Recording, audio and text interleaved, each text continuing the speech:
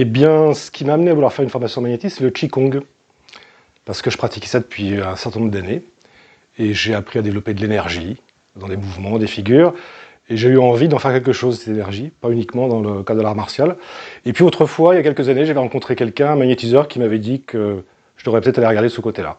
Donc voilà. En fait, je suis allé sur Internet. Je me suis dit, bon, je vais jamais trouver un magnétiseur sur Internet. Je suis allé sur Internet et puis j'ai vu Céline qui s'est affichée. Et c'est la première que j'ai choisie.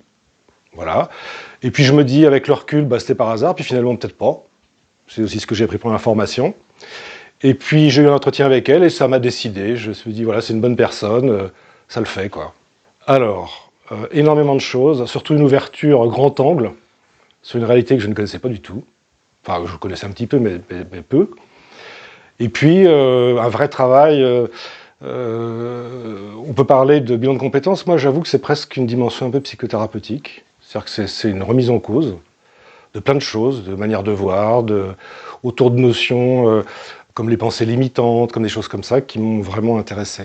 Alors, j'ai trouvé extrêmement riche cet enseignement, avec beaucoup de notions, beaucoup de données, enfin, vraiment de quoi travailler, de quoi réfléchir, de quoi apprendre. Enfin, j'ai trouvé extrêmement dense, mais extrêmement riche.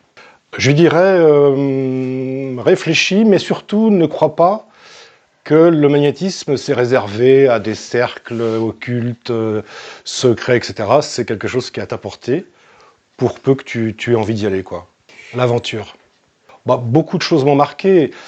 J'ai aimé des choses très particulières comme tout ce qui est affirmation, cette logique de l'intention, cette dimension quantique, je trouve ça extrêmement intéressant. Après, bon, les outils, enfin, même si c'est difficile d'appeler ça des outils, mais j'avouerais que ce qui m'a beaucoup marqué, c'est un esprit. C'est un esprit, alors il y a un mot que je vais garder pour le commentaire concernant Céline tout à l'heure, mais c'est cette idée que tout a du sens, et que dès lors qu'on regarde la vie comme ça, bah, je trouve que ça réenchante les choses, quoi. Un zygomatique. Et cheerleaders.